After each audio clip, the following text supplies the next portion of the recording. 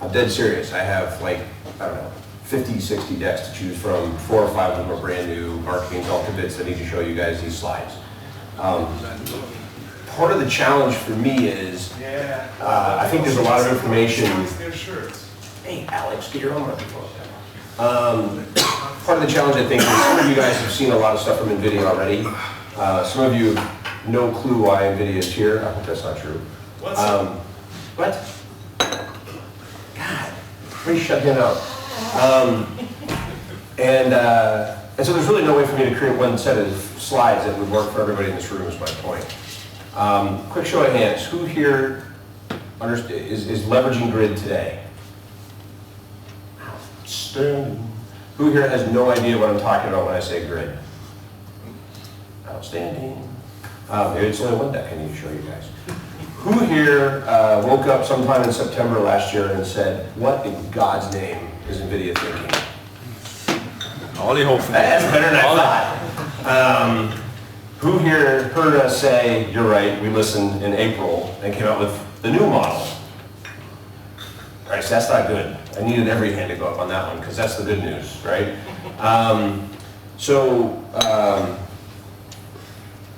Let's sort of start at the beginning. This Madden character made a statement a few years ago that there were 2 major fundamental flaws to delivering VDI, right? The VDI was never going to be successful until IOPS and graphics were solved. Yes? We all heard that.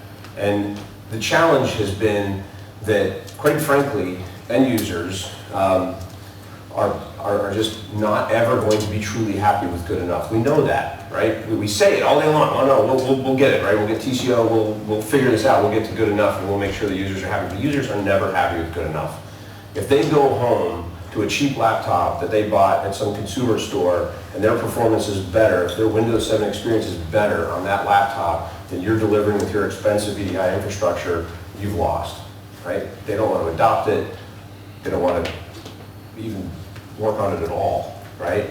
And the other part of this problem is if you start looking at the entire stack of users that you want to help, you can't deliver a crappy experience to an engineer and expect that engineer to even talk to you, right? I mean, they'll just flat out will tell you can't mess with their productivity, okay?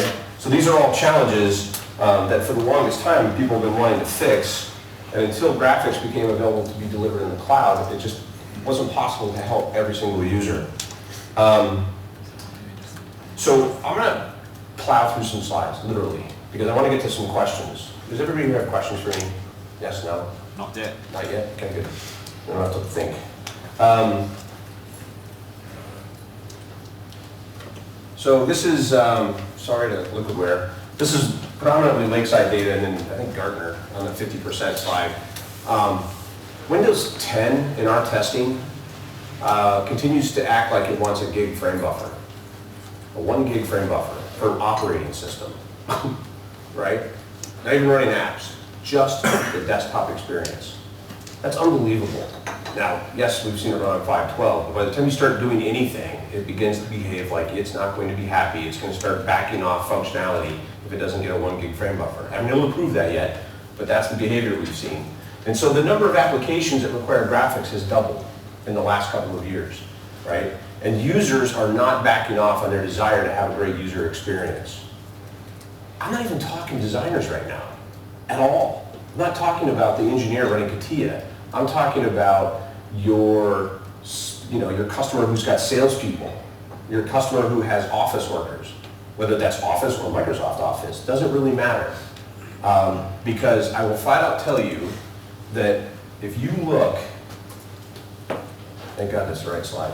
If you look at what a knowledge worker demands of a GPU today, at 16 users, we're approaching almost 100% GPU utilization under load. Knowledge workers, not designers. Who here has been around Citrix long enough to know Amanda Saunders that now works for NVIDIA? She's marketing, a couple people.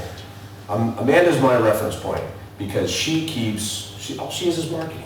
It's not a designer, right? She's not a high-end user. We cannot support her on our internal VDI because she runs 3 instances of Chrome with 45 tabs apiece, right? She she'll have, well, I'll show you, it'll blow up my PowerPoint, but I probably have a half dozen PowerPoints up right now, right? One of which I'm using. At the moment, I'm not changing any pixels, right? But if you watch over her shoulder during a meeting, as she's blasting through email, cut, paste, scroll, tab, menu, whatever, and watch the number of pixels and the pace in which she changes pixels, okay? This is the thing that people have to wrap their brains around. Knowledge workers work at a pace that designers do not. A designer looks at the drawing, rotates the drawing, clicks on an object, zooms in on the object, makes a change, thinks about it some more. That is not Amanda. Amanda is just pow, 1,000 tabs, right? Non-stop.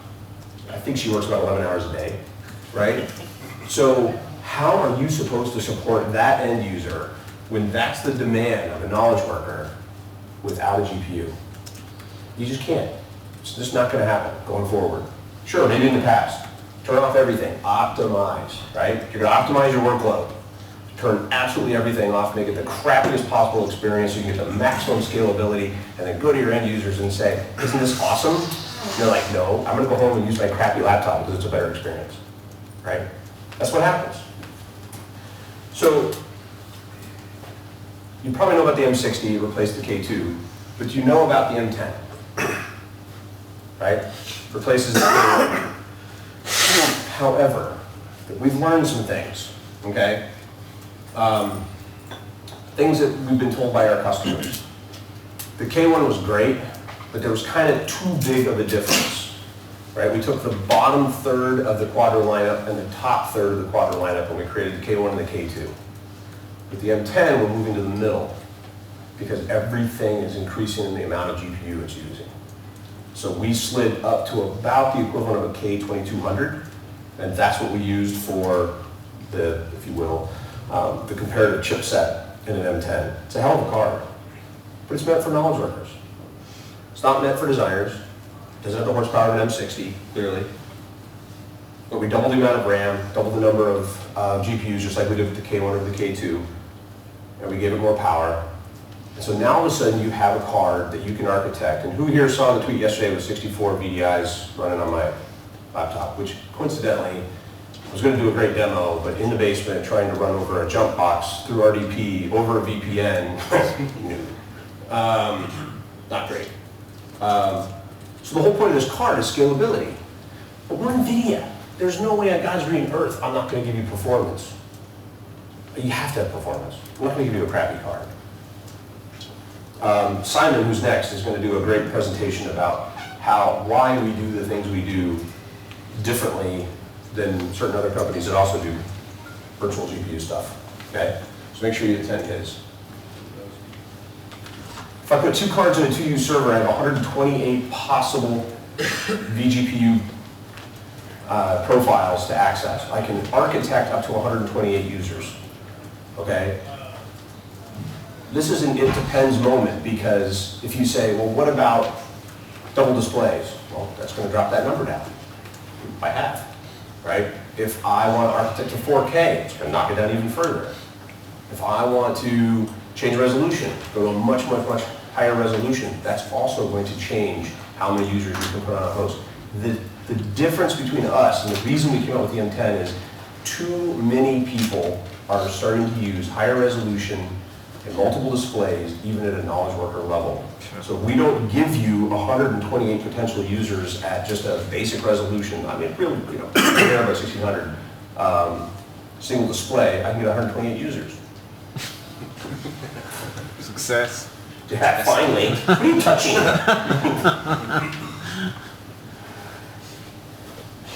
I'm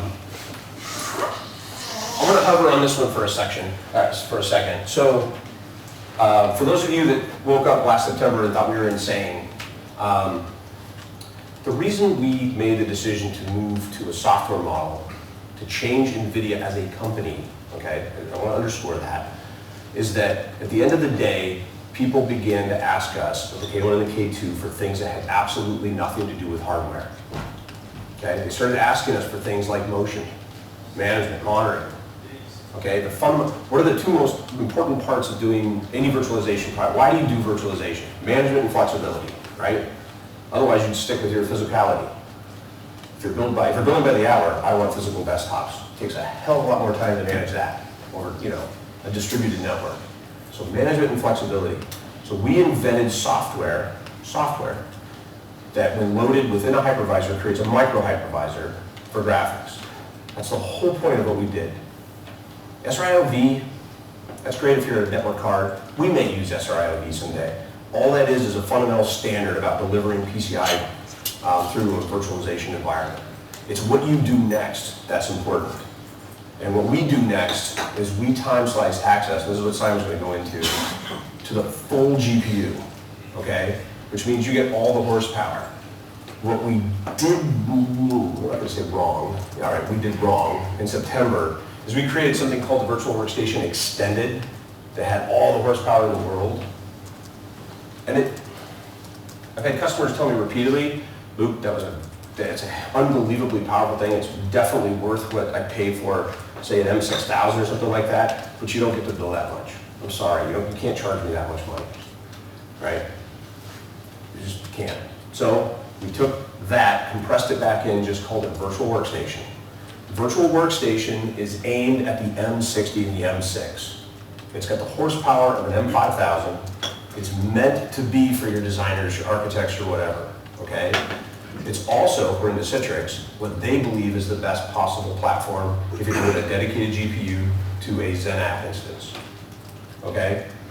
The M10 is for an entirely different group of users. And those are those branch workers, where they absolutely benefit from GPU. You saw my graph, they benefit from GPU. But they don't need the horsepower of an M60. What you need and what the customer's organization is asking for is scalability with performance.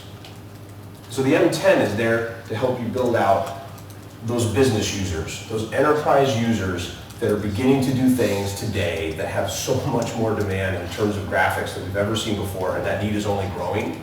And now you can architect up to 128 users. Make sense so far? It's early. This is a lot of math. I'm just kidding. And then the pricing piece. There's like entire zeros missing from our price now.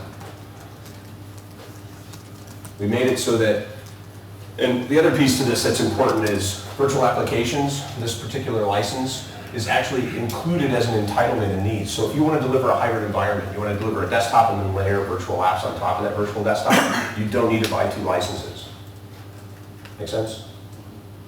And at $250, the promise is, if you're going to buy a Quadro card, if you're going to buy a business class graphics card, you should be able to, in less than 4 years, through a subscription model, save money.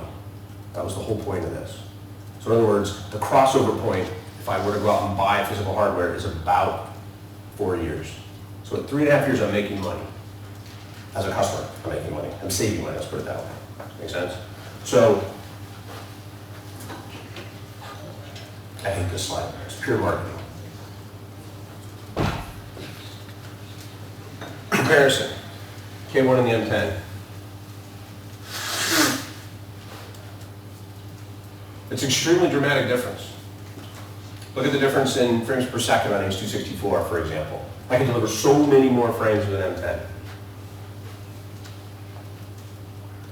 Performance-wise, I mean, it's just a huge, huge performance difference. This is an entirely different card, so you can grow and step into it. And I'm going to come back to the licensing piece in a second. Here's the K2 compared to the M60. Now, if you're paying close attention, you will, wrong way. You will notice 5500, 24.1, and 5.3 in the bottom scores. We're almost at a K2 with an M10. So it's NVIDIA, right? Everything just got that much more performant. But something else changed in these 2 slides that not everybody pays attention to. And it's the difference in that first word. We also heard firsthand from our customers that we changed their workflow. They are no longer looking at their Quadro card, their business discrete graphics card, as something that they use from 8 o'clock in the morning to 5 o'clock at night, or whatever hours your users work. It's now a productivity gain to them, a fundamental, huge productivity gain to them, and so they're using these things around the clock. Which means I no longer can get away with a mean time to failure that we look at a Quadro card and design around. I now need a mean time to failure for a data center card. That's Tesla. That's why we switched to Tesla. It's a more expensive card. We beat the hell out of it. It's ruggedized. It's designed to be in a data center, run at high clock speeds for HPC. Perfect. All I got is end users. What could they do, right? So that's a huge difference in the card as well.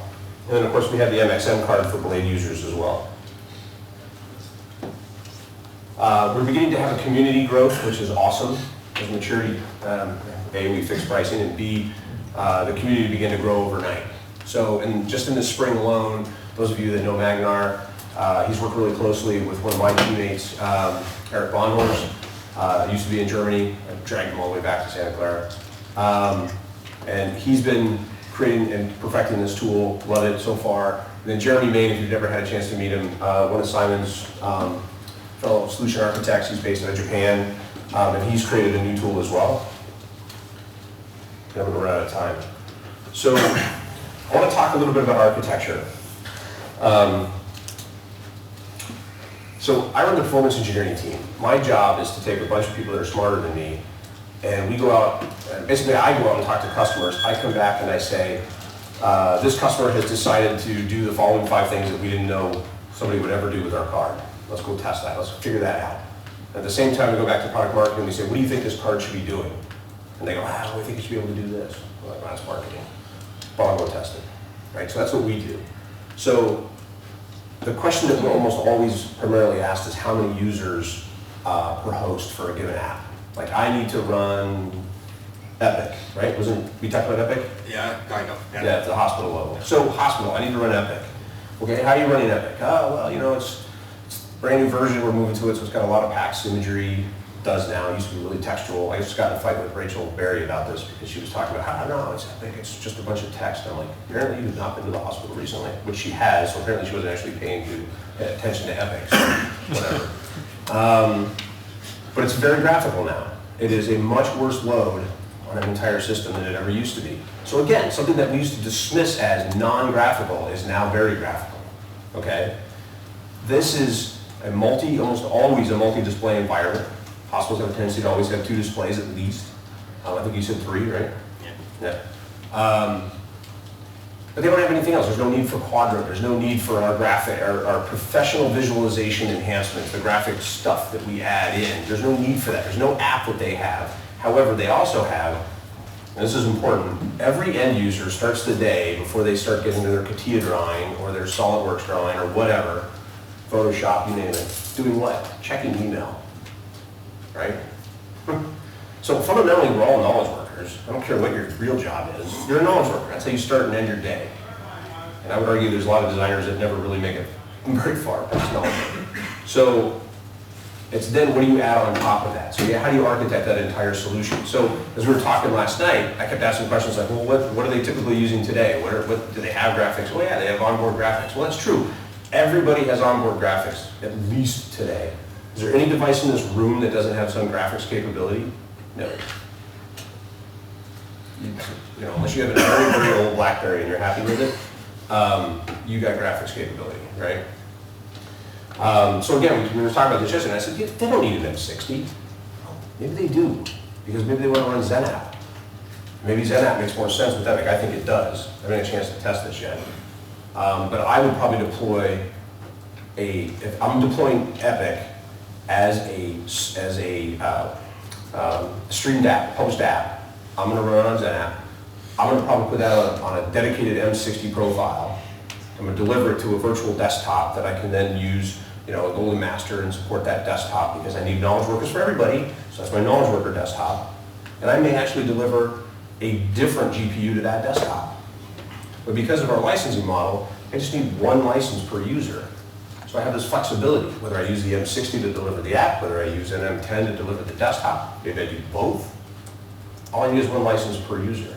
And it's really 1 license essentially per concurrent user. So if I have shift workers, as hospitals do. I don't need one for every single user. I just need one for enough users to be able to log in every time, maybe plus 10% in case they get crossover on shifts, right? And then the cool part is, because we all know that Pascal is coming out, right? We've already seen it on the gaming side. When the Pascal version of these cards come out, the next thing, they just buy cards if they need them. Unlike the past, where every 18 to 24 months you would expect NVIDIA to come out with a whole new card and a whole new driver and a whole new everything, we've now broken that model apart so that you can choose what it is you want to do. Do you want to increase functionality with NVencode, as we did with VMware and are about to do with Citrix, so that you can get full offload on the GPU, right? Encode offload, you're familiar with this, yes? Yes? Okay. In other words, why ask the CPU to handle any of the GPU traffic? Why keep sending it back and forth? Why not just have the GPU finish the job and send it? Right? That's NVencode, right? That's software. That's what people don't get. That has nothing to do with the underlying hardware. Did we change a card in the last 6 months? No. But we're going to release software, NVEnc, for both stacks, VMware Citrix. That is a fundamental difference in the way that that protocol delivers graphics without having to change hardware. That's the new NVIDIA. That's the whole idea. That's why we did it. And then the fact that it's all in the data center now, and data center cards, customers ask us for something else, support. You guys have convinced me to move all my users in the data center. Now I have this thing called 5 nines. Now I'm worried about uptime. Now I'm worried about SLAs. So we started support. Not because we wanted to. We had to fire up an entire support team for this. And sadly, they're not very busy yet. So, not that we haven't sold stuff, we have, it's just we haven't had anything break yet, which is awesome. So anyways, that's sort of the high-level overview. I don't know how much time I have, like 6 minutes left. Questions? No, I have 7 and a half. Well. How does NVIDIA think to compete with the other graphical vendors in the market now? Because I really like the cards and I really like the F60s, but the licensing model is very hard to explain to customers.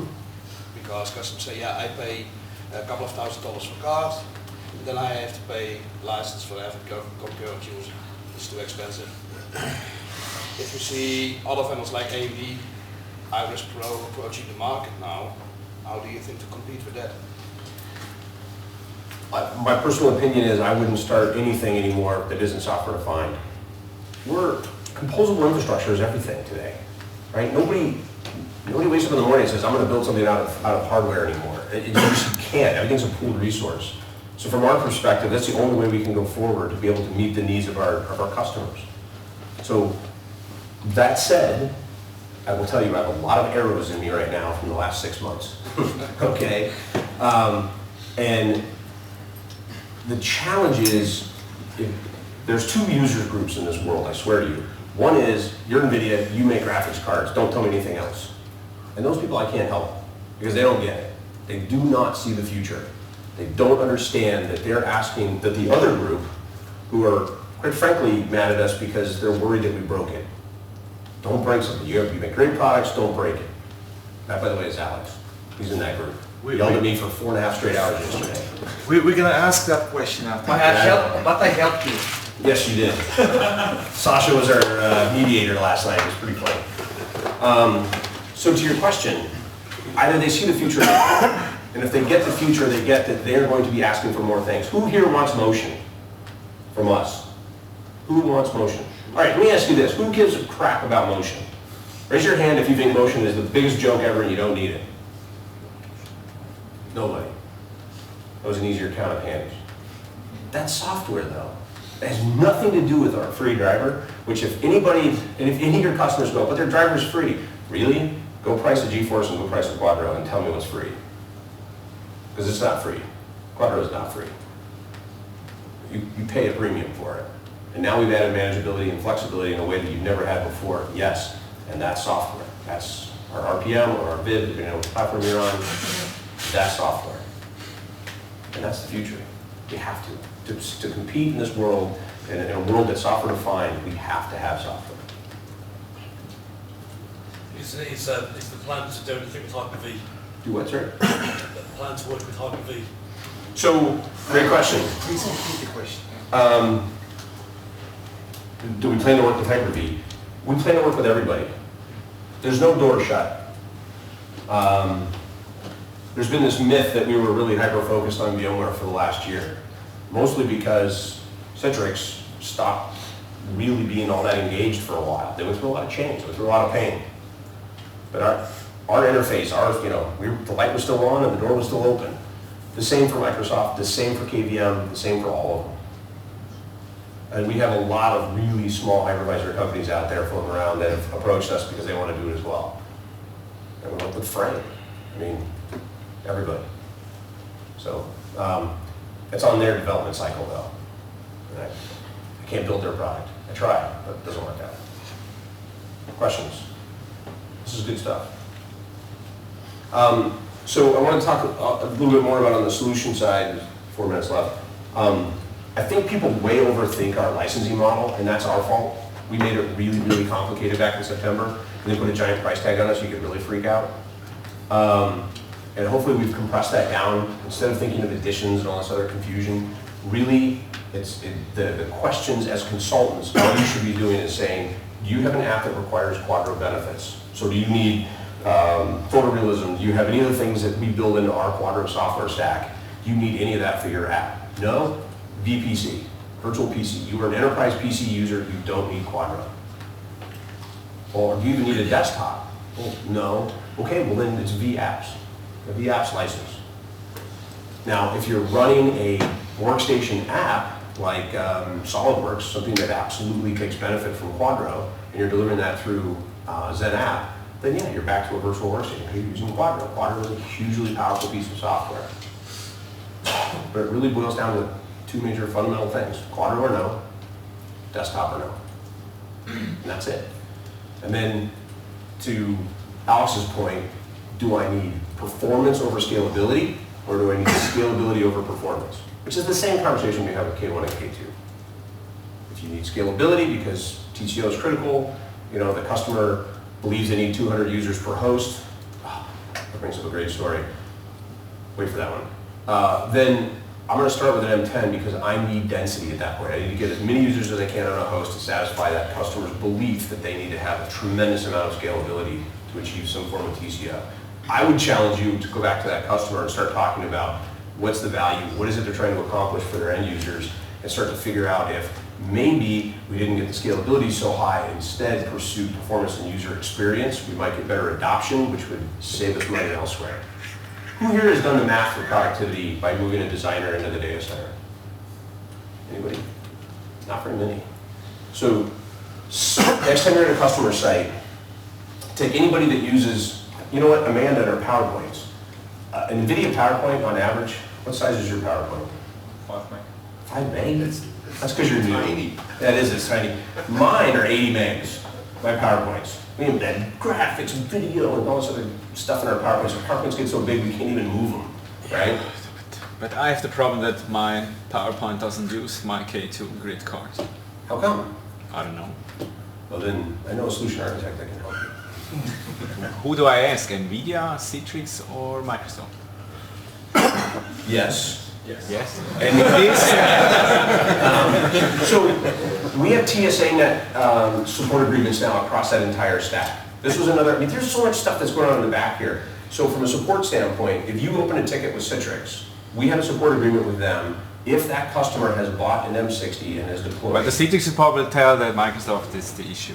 It's possible. I will tell you that. I have an open case with Citrix, with Sensor, VM performance, and NetApp. NetApp closed the issue because they don't see anything on the NetApp, and Citrix says this is probably a NetApp problem. I would say it's That's the problem. And if you told me you have the, what was the Amanda with the 90 Chrome XS running? We have users like that, but the Chrome is not using the K2 card only if you make WebGL. If you run the aquarium stuff, then it looks good. But just the normal daily stuff, it's not rendering on the GPU. Must be a driver or Windows. That sounds like Windows or a driver because It sounds like Windows because I asked the other guys from Sensor, also David and What's Sensor again?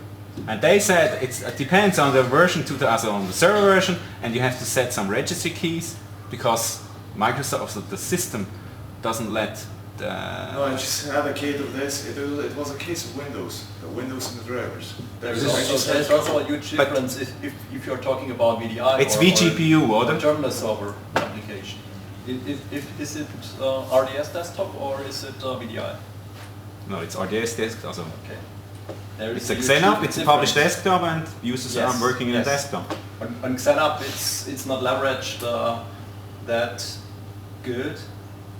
That's what Thomas Popelgaard said. You have to make vGPU as a GPU pass-through is much better.